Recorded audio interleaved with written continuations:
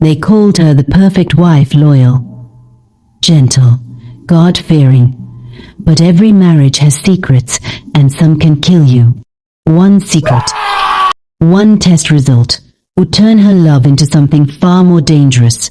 This is not just a story, it's a warning. They said Claire Thompson was the kind of woman men prayed for. Loyal, God-fearing, warm, soft. The sort of wife whose quiet devotion made even strangers notice. She rose at 5 a.m. every morning, her movements gentle so as not to wake her husband. In the kitchen, she packed his lunch, cutting his sandwiches diagonally, never straight, just how he liked them. She ironed his shirts until the seams were crisp enough to hold a shadow. She ran his baths in the evenings, the steam curling around her face as she poured in the lavender oil he loved. Her own needs stayed tucked away, folded like laundry in the back of a drawer. And in the bedroom, she gave him everything. Her body, her trust, her soul. She wasn't just a wife. She was a servant in love. Her husband, Daniel Thompson, was her safe place. The man who smiled in public and cried with her in private. The man who held her hand when she told him she was pregnant. The man who wept like a child and made her cry too. Only one of them was real. The whispers started small like cracks in a perfect wall. Claire. I saw Daniel at a bar last night. Claire. I think I saw him with another woman at the diner. She laughed them off. Not her Daniel. Not the man who came home early every night. Not the man who prayed before bed. Not the man who picked up her calls on the first ring. Then came their first antenatal appointment. They sat in the waiting room, his thumb stroking the back of her hand. Our baby will be beautiful like you, he said softly. The nurse smiled. The doctor smiled. Claire smiled. Until the results came back. The doctor called her in first alone. His expression was the kind that made her heart slow. Claire, have you been feeling unwell lately? No, she answered, almost smiling. I've never felt better. He hesitated before speaking. You're HIV positive. Her breath caught, but before she could speak, he continued. Gentler this time, you're both HIV positive. His viral load is heavier. He had it first. The world around her blurred. The room didn't spin, it sank. When she stepped back into the corridor, Daniel was staring at the floor, elbows on his knees. He didn't ask what the doctor had said. He already knew. They drove home without a word. Her hands trembled on the steering wheel. Her stomach clenched in knots.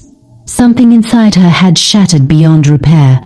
When the front door closed, the silence broke. A vase smashed against the wall. Her voice rose and cracked as she screamed at him, striking him with open palms. She asked him if she was a joke. He said, it was just once. He said, we were fighting. He said, more things, but she had stopped listening. By nightfall, her rage had cooled into something colder. She told him she forgave him. She told him they would get through it together. She kissed his forehead, warmed his food, held his hand, and Daniel, poor fool, believed her.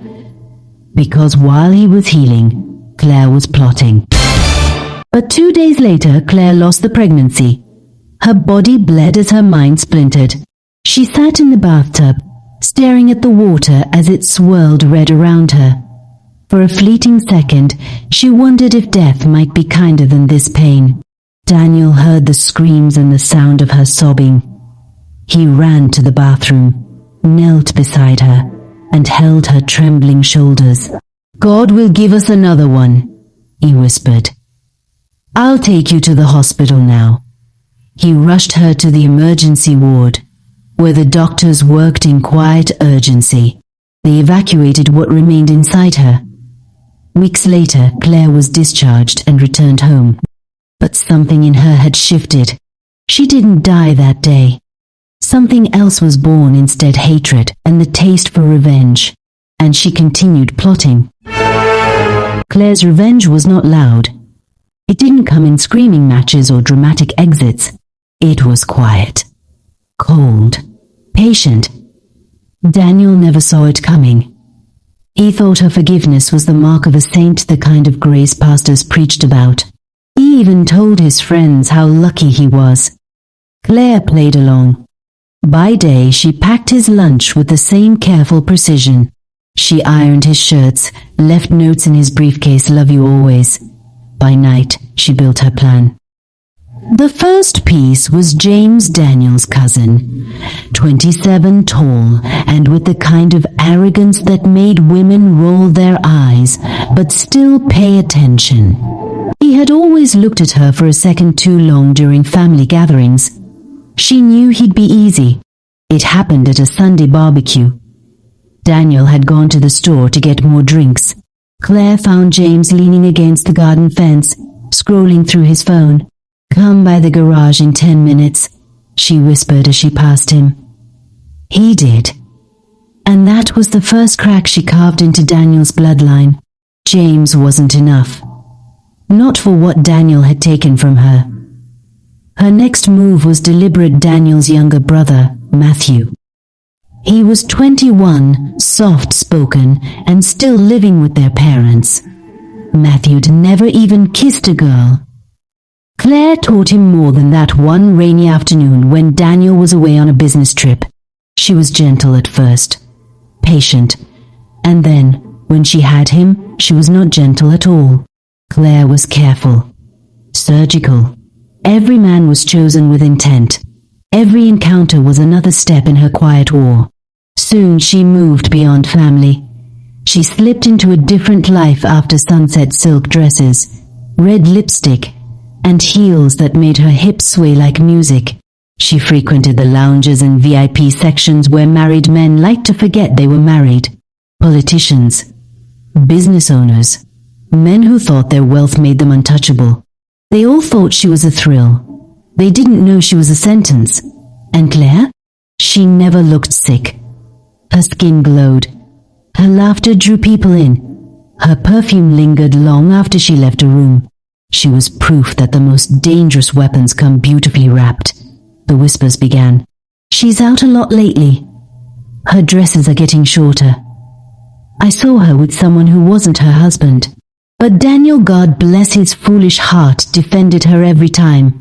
She's loyal," he told them. "She's my wife."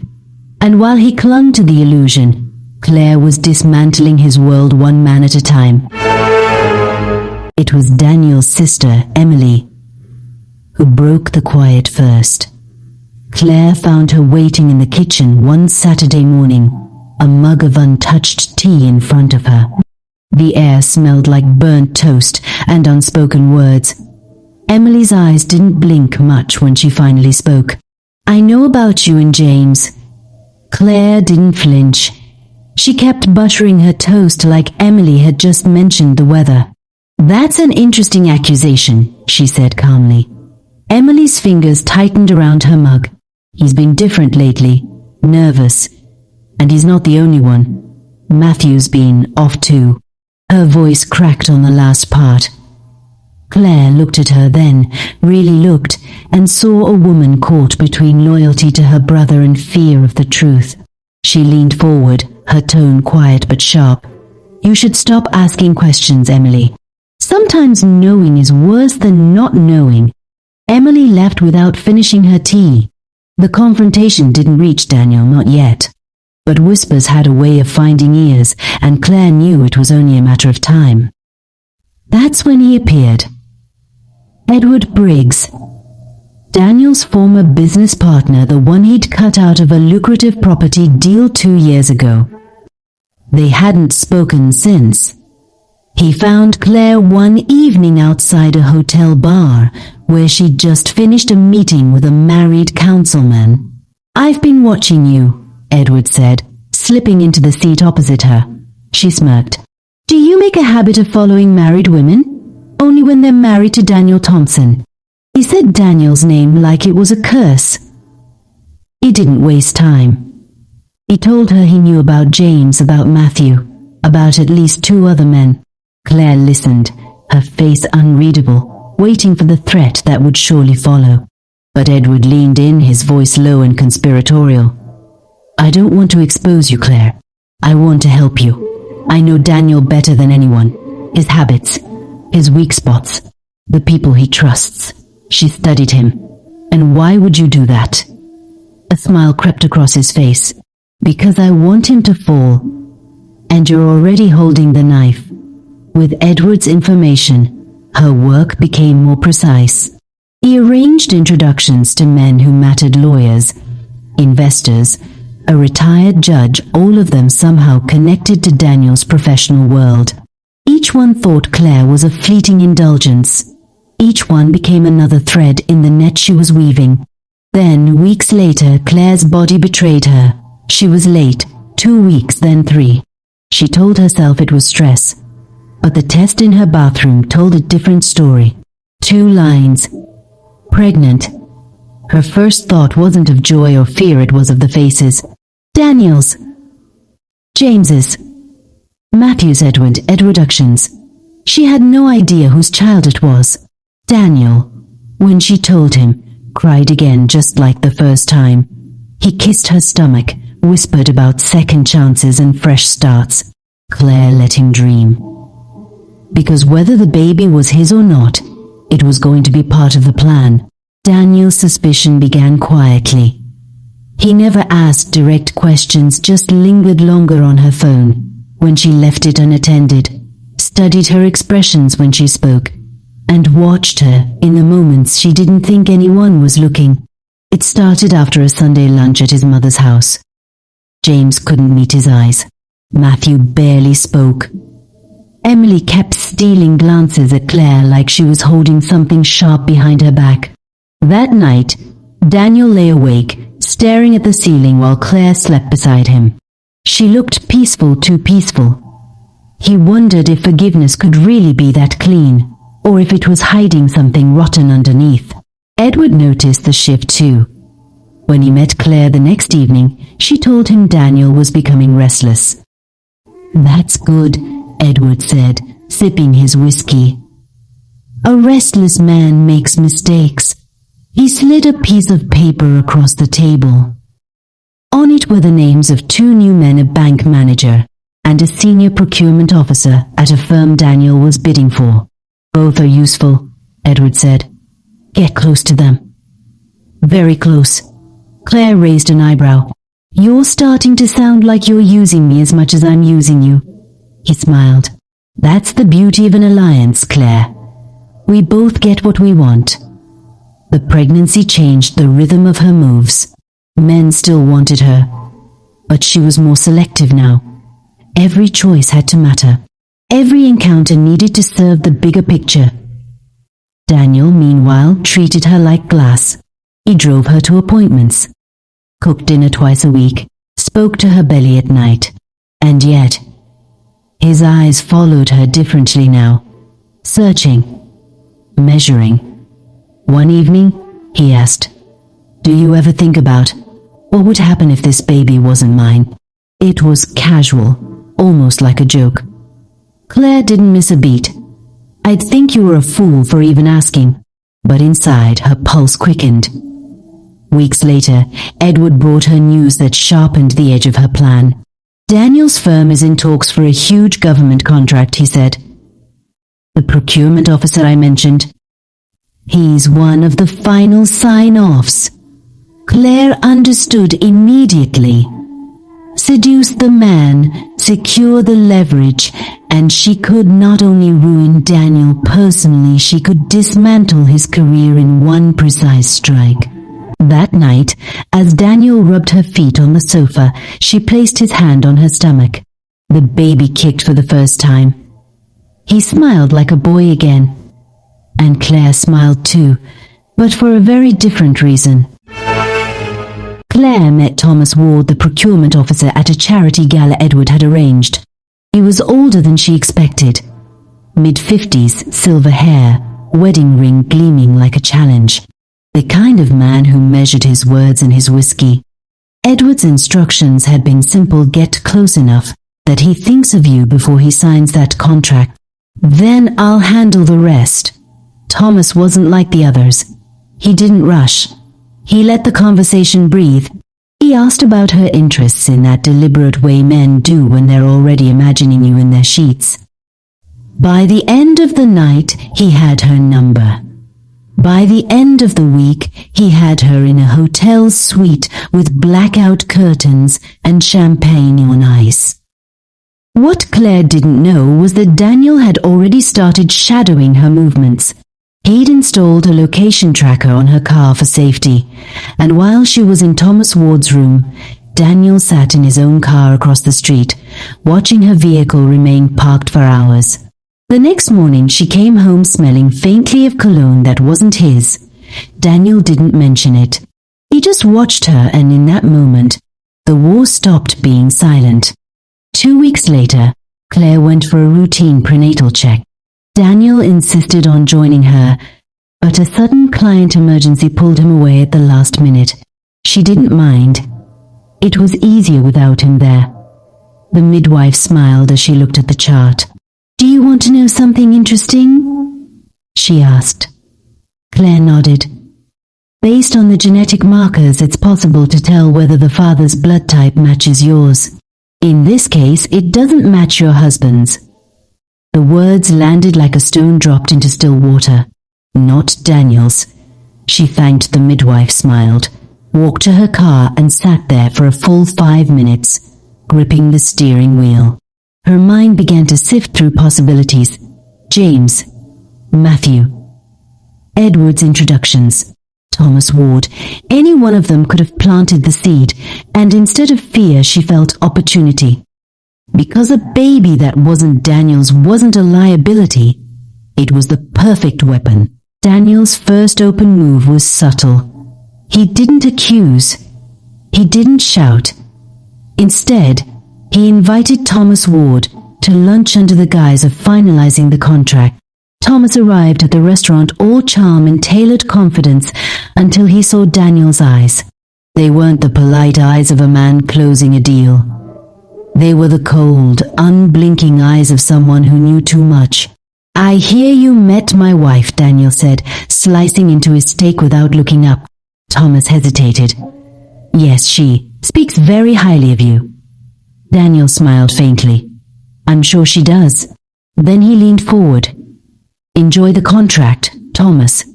But if you ever see her again outside of work, I'll ruin you. No threats. No raised voice. Just a fact laid on the table." Thomas never called Claire again. Claire noticed the change in Thomas almost immediately. Her calls went unanswered. Her texts read but ignored. She knew this wasn't chance. Daniel was moving now, and he wasn't afraid to burn her bridges. But she had her own weapon, the truth about the baby. When she finally told him, it wasn't in anger or confession. It was in victory. They were sitting in the living room, a quiet evening, the TV murmuring in the background. "Daniel," she said softly, "this baby is not yours." He didn't flinch, didn't shout. He just turned off the TV and stared at her for a long moment. "Then I guess neither of us gets what we wanted," he said, and walked upstairs. From that day, the house became a battlefield. Doors closed harder. Meals went untouched. They spoke only when necessary, and even then, their words were knives wrapped in silk. Edward kept feeding Claire new names, but she noticed his tone had changed, more demanding, more possessive. He wasn't just an ally anymore. He wanted her, exclusively. When she refused to cut ties with other men, Edward began threatening to expose everything. One night, after a particularly vicious argument, Claire stormed out to meet Edward at his penthouse. She didn't know Daniel had followed her. What happened next was fast, almost unreal. She walked into Edward's apartment, the city lights blazing through the windows. Daniel burst in minutes later, rage pouring off him. The shouting escalated, accusations flying, until Edward, in a careless flash of ego, also confirmed to Daniel that the baby wasn't his. Daniel's face went pale. He turned to Claire, eyes wet, mouth trembling. "You're wicked, Claire. You could have just left me," he said quietly. Then he left. Months passed. The pregnancy, once a weapon Claire thought she could wield, became a weight she could barely carry. Every time she looked at herself in the mirror, she didn't see a mother, she saw a prisoner with her enemy's child. Not knowing the father made it worse. James? Matthew? Edward? Thomas Ward? It didn't matter. The baby wasn't Daniel's. And she didn't want it. One rainy evening, she sat alone in the bathroom, the sound of the shower masking her sobs. Her hands trembled as she clutched the small packet of pills she'd hidden for weeks. She told herself it was mercy for herself, for the child, for whatever life she had left. By morning, the pregnancy was over. She didn't tell Daniel. She didn't tell anyone. But something in her eyes changed after that night, a hollow that no amount of lipstick could hide. Daniel noticed. He wasn't stupid. He'd been watching her for months, quietly collecting pieces of a puzzle that told him she was slipping further from him. The tracker on her car, the unexplained absences, the sudden drop in antenatal visits. One night he confronted her. "What happened to the baby?" he asked, his voice a steady, dangerous whisper. Claire didn't answer. He stepped closer.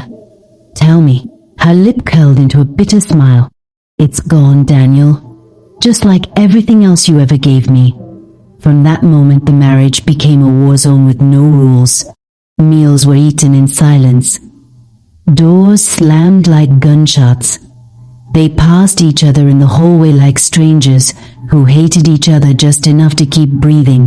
Edward kept calling, feeding her men and opportunities, but she no longer cared about revenge. Her rage had burned past the point of pleasure. Now it was something darker. She didn't just want Daniel humiliated. She wanted him gone. It was winter when it happened. The house smelled faintly of whiskey and rain. Daniel sat in his study, going through documents, when Claire walked in wearing the silk robe he'd once bought her back when they were still in love. He looked up, tired. "What do you want, Claire?" She closed the door behind her. "For you to feel it," she said. "All of it. The loss, the betrayal, the ending." He frowned, confusion flickering into alarm. Claire, the gun was small, black and cold in her hand. His eyes widened. "You infected me, Daniel. You killed me before I even knew I was dying," she whispered, voice breaking. "And now I'm just returning the favor." The shot echoed through the room, dull and final. Daniel's body slumped forward, the papers on his desk blooming red. She sat in the chair opposite him, staring at the man she'd once called her safe place. Then, slowly, she turned the gun on herself. One last breath. One last thought we could have been something else. The second shot was softer. By morning, the neighbors noticed the house was too quiet.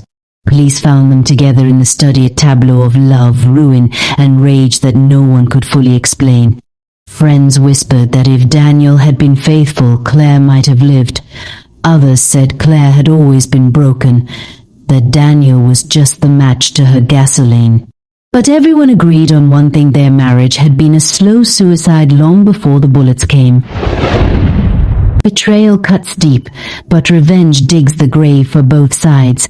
When hurt, it's easy to want the other person to suffer, but often, revenge leaves you just as broken, or worse. Infidelity and dishonesty destroy trust faster than they destroy love. Once trust is gone, love can become dangerous. Protect the trust in your relationship like your life depends on it, because sometimes it really does. Silence and avoidance don't heal wounds, they make them fester. If you're hurting, speak up. Seek help early before pain turns into poison. When tested in love, choose to walk away rather than burn the house down with both of you inside. Your life, your future, and your peace are worth more than winning a fight. If you find yourself in a situation like Claire's, betrayed, hurt, or infected, don't face it alone. Talk to trusted friends or family. Seek professional counseling. Get medical help. Remember, Your story doesn't have to end in tragedy. Thank you for watching this emotional journey with us. We hope Claire and Daniel's story leaves you with more than just shock, but also wisdom to carry into your own life. If you were touched by this story, please share it so more people can watch, learn and reflect. Don't forget to subscribe to our channel and leave your thoughts in the comments. We'd love to know what lessons you took away from this. And remember, we remain Delia Storytime on all platforms, bringing you the best, most unforgettable stories. Until next time, take care of your heart, protect your peace, and choose life over revenge. See you soon. Bye for now.